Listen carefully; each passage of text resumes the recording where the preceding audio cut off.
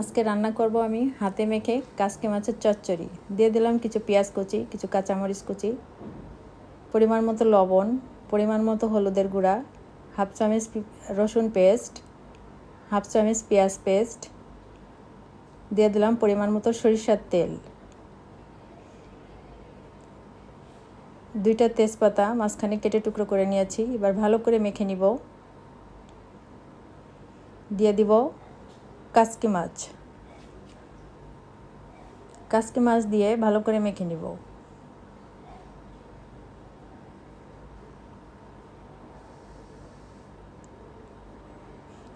এখন দিয়ে দেব কিছু টমেটো কুচি।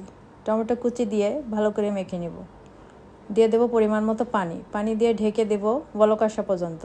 ঢাকনা তুলে এবার একটু নেড়ে চেড়ে দিব কিছু কাঁচা আমের টুকরো। দিয়ে দেব ধনে পাতা। হয়ে গেল আমার মজাদার কাসকি মাছের চচ্চড়ি।